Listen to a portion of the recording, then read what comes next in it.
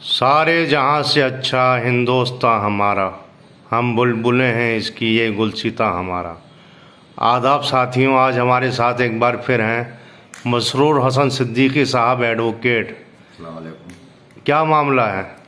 मामला जैसे ये चेमें गोइयाँ हो रही हैं और एक खौफ हरास का माहौल आपको नज़र आ रहा है कि होली जो इस बार आ रही है वो जुमे के दिन है और लोगों को जुमे की नमाज़ पढ़ने भी जाना पड़ता है और ख़ास तौर पे ये रमज़ान का बाबरकत महीना भी है, तो आम तौर पे मस्जिदों में वैसे ही नमाजियों की तादाद ज़्यादा बढ़ जाती है, लोगों में ज़्यादा जोश और वलवला होता है। रमज़ान का जो इबादत का महीना है, लोग चाहते हैं कि ज़्यादा से ज़्यादा इस महीने में इबादत करें तो उसके साथ सवाब ज़्यादा मिलेगा।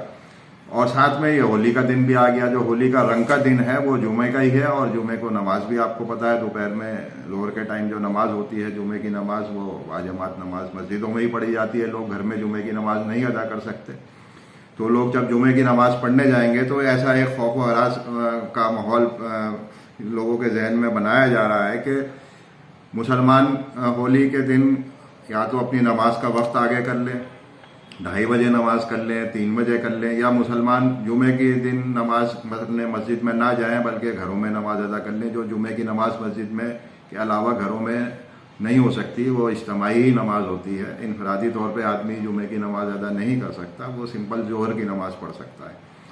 तो ये माहौल कहाँ से शुरू हुआ? ये माहौल का खौफ का माहौल शुरू हुआ संभल के जो सीईओ हैं उन्होंने एक बयान दे दिया कि साल में 52 जुमे आते हैं और होली एक ही दिन आती है, तो मुसलमान क्यों ना अपने घर में नमाज पढ़ लें और हिंदुओं को होली मनाने दें। हम हिंदुओं को होली मनाने से नहीं रोक रहे, आप होली मनाइए, लेकिन होली भी जो है आप घर में बैठ के अपने अपने परिवार वालों के साथ होली मनाइए ना। आप सड़कों के ऊपर निकल के होली कैसे मना सकते हैं? सड़क जो है सबके लिए है, सड़क पे आप आते सीईओ साहब को ये कानूनी इख्तियार है इस तरह से ऑर्डर जारी करने का। देखिए, आजकल जिस तरह के सब लोग बेलगाम हो रहे हैं और जिस तरह की हुकूमत बरसर इख्तिदार है, उन्होंने अपने जो एहलकार हैं, जो उनके अफसर हैं, उनको इस तरह खुली छूट दे रखी है कि वो भी अपने भगवा रंग में रंग गए हैं और इस तरह के बयानात दे देते हैं कि ऐसे कि वो एक सरकारी मुलाजिम ना होके अपने वो किसी एक पार्टी के या किसी एक धर्म के प्रचार में जुटे हुए हैं। अब ये सीईओ साहब हो गए, वहां पे हिंदुओं का एक धार्मिक जुलूस निकल रहा था, तो उसमें बावर्दी होके वो एक गदा लेके, जो है एक रिलीजियस सिंबल है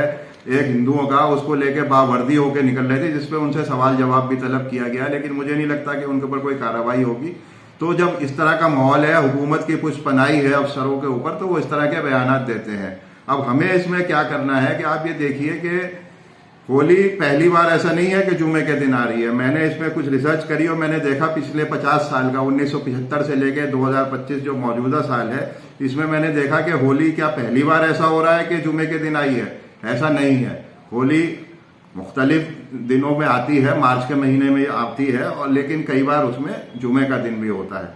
तो 1975 से 2025 के बीच में अब तक 11 बार होली जुमे के दिन आई है। 1978, 1979, 95, 1985, 1990, 1999, 2001, 2004, 2013, 2018 और पिछले ही 2 साल 3 साल पहले 2022 में भी होली जुमे के दिन आई थी। तब ऐसा माहौल नहीं था, तब लोग आराम से होली भी मना रहे थे और जुमे की नमाज भी पढ़ने जा रहे थे। लेकिन आज के दिन में जब से ये हुकूमत आई है, इन्होंने लोगों के जहन में इतना जहर घोल दिया है, लोगों को एक दूसरे के अंदर इतनी नफरत पैदा कर दी है। जो लोग भाईचारे से अपने त्यौहार आपस में मिलजुल के मनाते थे, अपनी इबादत गाँव में जाके चैन और सुकून से करते थे, आज भाई भाई को देखने के लिए तैयार नहीं है। लोग एक दूसरे की गर्दन काटने को तैयार हो गए हैं, एक दूसरे के घर तोड़ रहे हैं। तो ये कैसा माहौल इस हुकूमत ने पैदा कर दिया है कि हिंदुस्तान जो एक अमन और चैन का गहवारा था, यहाँ पे मुख्तलिफ रंग के फूल खिलते थे और जब वो फूल इकट्ठे हो जाते थे तो खूबसूरत गुलदस्ता बनता था, जिसको हम भारत कहते थे। हिंदुस्तान का प्लूरलिज्म जो है, हिंदुस्तान की जो अलग अलग मुख्तलिफ जो तहजीबें हैं जो मिलकर यहाँ पे साथ चलती थी, वो हिंदुस्तान की खूबसूरती थी। उसी से जो हिंदुस्तान पूरी दुनिया में जाना जाता था, जिसको हम कहते हैं ना, सारे जहाँ से अच्छा हिंदुस्तान हमारा।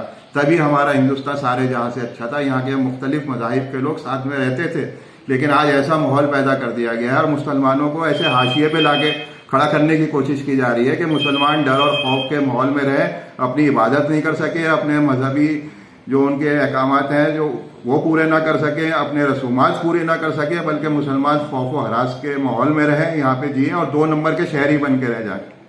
तो मैं ये कहूँगा मुसलमानों से कि आप घर में ना बैठे, नमाज पढ़ने जाएं, किसी से लड़ने की जरूरत नहीं है, खामोशी से अपने नमाज पढ़ने जाएं। जैसे आप पहले भी जुमे को जाते थे, मैं खुद अपनी बता रहा हूं कि मैं अपने घर से निकलता था जुमे की नमाज पढ़ने, जो मेरी नमाज जामा मस्जिद में पढ़ने जाता था। गली में लोग ऊपर से रंग फेंकते थे, लेकिन जब वो देखते थे कि कोई मुसलमान सफेद कपड़े पहन के जुमे का दिन है नमाज पढ़ने जा रहा है, तो मेरे कपड़ों पे एक छींट तक नहीं आती थी और मैं सुकून से आराम से जाके जामा मस्जिद में नमाज अदा करके अपने घर वापस आता था। तो वो माहौल चाहते हैं हम हिंदुस्तान के अंदर, वो माहौल दोबारा आए। वो कब आएगा कि जब हम आपसी। अच्छा, एक बात यह है कि अगर इंसान ये सोचे कि हिंदू और मुसलमान, सिख, ईसाई सब अलग अलग रहें और किसी का एक दूसरे से वास्ता नहीं पड़ता हो, तो क्या नौकर और मालिक की शक्ल में, टीचर और स्टूडेंट की शक्ल में, किराएदार और मकान मालिक की शक्ल में, किसान और जमींदार की शक्ल में, अफसर और सुपीरियर और इन्फीरियर दोनों की शक्ल में क्या एक दूसरे से वास्ते नहीं पड़ते? आप ये देखिए, मुसलमान 100, 200, 500 लाख नहीं है, मुसलमान तकरीबन 20 करोड़ है इस मुल्क में। और मुसलमानों का जो कंट्रीब्यूशन है इस मुल्क के हर शोबे में, हर डिपार्टमेंट में, हर फील्ड के अंदर मुसलमान मौजूद है और मुसलमान अपना कंट्रीब्यूशन दे रहा है। 1947 से लेके आज तक, या 1857 के गदर से लेके 1947 तक जब मुल्क आजाद हुआ, मुसलमानों ने हर फील्ड में, हर शोबे में यहाँ पे अपनी कुर्बानियां दी हैं, अपना कंट्रीब्यूशन दिया है, अपनी काविशों से इस मुल्क को सजाया है, संवारा है। आप ये नहीं कह सकते कि मुसलमान यहाँ पे हिंदुस्तान में कोई बोझ है। मुसलमान यहाँ पे जैसे और लोग मेहनत करते हैं, और लोग पढ़ाई करते हैं, और लोग तालीम हासिल करते हैं, और लोग कंट्रीब्यूट करते हैं मुल्क की तरक्की के लिए, मुसलमानों की भी कंट्रीब्यूशन अपने जो यहाँ पे उनकी तादाद है उसके तनासुब के हिसाब से बराबर मुसलमानों ने कंट्रीब्यूशन किया है। और जब यहाँ पे कुर्बानी देने की बात आई है तो अपने तनासुब से ज्यादा कंट्रीब्यूशन उन्होंने दिया है, कुर्बानियां दी हैं। आप उठा के देख लीजिए तारीख को, सबसे ज्यादा मुसलमान जिन्होंने कुर्बानियां दी हैं, जिन्होंने फांसी पे फंदे चढ़े हैं, जिन्होंने गोलियां खाई हैं, वो सारे मुसलमान थे। और जंग आज़ादी की शुरुआत भी मुसलमानों ने करी और 1947 तक पाए तकमील तक, इस मुल्क की आज़ादी जब तक नहीं हुई, मुसलमान बदस्तूर कुर्बानियां देते रहे और मुल्क के वफादार उस वक्त भी थे और आज भी मुल्क के वफादार मुसलमान हैं। तो मुसलमानों पे उंगली उठाना या ये सोचना कि मुसलमान हाशिए पे चले जाएंगे, मुसलमान 2 नंबर के शहरी बना दिए जाएंगे, तो ये नामुमकिन है। मुसलमान को अपने अल्लाह के ऊपर तवक्कल है, अल्लाह के ऊपर भरोसा है। हम अपने दीन की राह को नहीं। कानूनी नुक्ता नज़र से क्या एक पुलिस के अफसरान जो हैं वो एक कोई आदेश या ऑर्डर जारी कर सकते हैं? बिल्कुल कह रहा हूं ना कि नहीं कर सकते, कानूनी तौर पे नहीं हो रहा। लेकिन यहाँ पे आजकल मुल्क में आप देख रहे हैं ना, रूल ऑफ लॉ कहाँ चल रहा है। यहाँ पे तो वो है कि जिसकी लाठी उसकी भैंस। जब आपको हुकूमत की पुष्पन आई है तो वो अफसरान भी ये करते हैं कि हम अपने आकाओं को कैसे खुश कर दें। जब मैंने आपको बताया ना कि वो गदा लेके चल रहे थे, जो कि बिल्कुल एक वावर्दी अफसर को, इस तरह के रिलीजियस सिंबल को, इस तरह की चीजों को वो एड ऑन नहीं कर सकता। तो ये सब कुछ जब तक हुकूमत की पुष्पन आई है, और कई हद तक हमारी अदलिया जो है वहां पे भी कुछ ऐसे जज साहिबान हैं तो जो वो भी धार्मिक उसमें प्रवाह में बह जाते हैं और इस तरह के लोगों के ऊपर कार्रवाई करने से कासिर रहते हैं। तो इसलिए ऐसा होता है। अब जहां तक होली की बात है, होली भी ऐसा कहीं नहीं लिखा कि होली को आप सड़कों के ऊपर निकल के मनाएंगे। आप अपने परिवार वालों के ऊपर रंग खेलिए ना, घर में खेलिए। आप क्यों चलते हुए स्कूटर पे जा रहे होते हैं, जो दूसरा आदमी गाड़ी या स्कूटर पे जा रहा है या पैदल जा रहा है, आप उसके ऊपर जबरदस्ती रंग फेंकते हैं।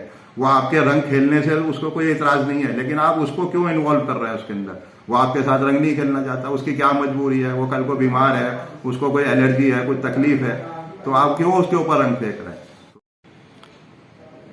कुर्बानी जब सड़कों पर नहीं हो सकती और दीगर रसूमात सड़कों पर उमूमी तौर से अदा नहीं की जा सकती ताकि दूसरे मज़ाहिब वालों की दिल आज़ारी ना हो, तो फिर किस तरह से क्या किया जा सकता है? तफसील से बताइए। देखिए, बिल्कुल सही फरमाया कि जैसे कुर्बानी को बिल्कुल ममानियत है और हम भी इस चीज़ को नहीं कहते कि हम लोग चाहे छोटा जानवर हो या बड़ा जानवर हो उसकी सड़क पे उसकी कोई नुमाइश करें, कोई उसको दिखा के सड़क पे उसकी कुर्बानी करें। आप अपने घरों में करें, किसी का बड़ा घर हो वहाँ ले जाएं, या आपका कहीं और कोई मैदान वगैरह हो वहाँ पे करें। जो लोग नहीं चाहते, जिनको नहीं पसंद ये चीज़ खून देखना, वो उनके सामने कुर्बानी नहीं करते। ऐसे मुसलमानों की नमाज पढ़ने के ऊपर हुआ, पहले आराम से जुमे को या ईद की नमाज सड़कों पे हो जाती थी, और लेकिन लोगों को इतराज हुआ, मुल्क का माहौल ऐसा खराब हुआ, वो हमें नमाज पढ़ते हुए नहीं देखना चाहते, तो गवर्नमेंट का ऑर्डर आ गया कि सरकारी जगह पे बगैर इजाज़त आप नमाज नहीं पढ़ सकते। ठीक है, हम नमाज नहीं पढ़ेंगे, हम कानून को नहीं तोड़ेंगे, हमारी मसाजिद जो है हम उन्हीं के अंदर नमाज पढ़ेंगे, एक की जगह 2 जमात कर लेंगे। तो इसी तरह जब ये होली का त्यौहार है तो होली के लिए कहाँ लिखा हुआ है या इनके मजहब में कहाँ है कि होली आप सड़कों पे निकल के मनाएंगे, आप दूसरे लोगों को तकलीफ दे के होली मनाएंगे। आप अपने घरों में खेलिए, अपने रिश्तेदारों के घर जाइए, उनके रंग लगाइए, वहां जाके होली खेलिए। सड़कों के ऊपर आप होली का दहन क्यों करते हैं? होली का जो जलाई जाती है, लकड़ियां जलाई जाती हैं, तो वो सड़क के ऊपर क्यों जलाई जाती हैं? क्या हुकूमत ने उसकी इजाजत दे दी? क्या ये लोग पुलिस से इजाजत लेते हैं? नहीं लेते हैं। और पुलिस वाले इनके ऊपर एक्शन भी नहीं लेते, क्योंकि सब का मजहब एक है। वहां पे मजहब सामने आ जाता है, पुलिस वाले अपनी जिम्मेदारी भूल जाते हैं और वो मजहब वाली बात सामने आ जाती है। सड़क को नुकसान होता है, जब सड़क के ऊपर इतनी आग जलाई जाती है तो नीचे तारकोल की जो सड़क होती है वो पिघल जाती है, तो सड़क के नुकसान की भरपाई कौन करेगा? गवर्नमेंट क्यों नहीं जो है जो वहां पे जलाते हैं, होली का दहन करते हैं, उनसे कहते हैं कि आपने सड़क को नुकसान पहुंचाया है, इसको मरम्मत करने के लिए जो कंपनसेशन होगा आप वो कंपनसेशन दीजिए। तो ये सिर्फ मुसलमानों के साथ हो रहा है, ये भेदभाव की भावना चल रही है। तो मुसलमानों को मुत्तहिद होकर ये ठीक है कि सब्र से काम लेना चाहिए, लेकिन मुसलमान कब तक सब्र से काम लेगा? एक टाइम ऐसा भी आता है कि आदमी अपना आपा खो देता है, अपना सब्र खो देता है।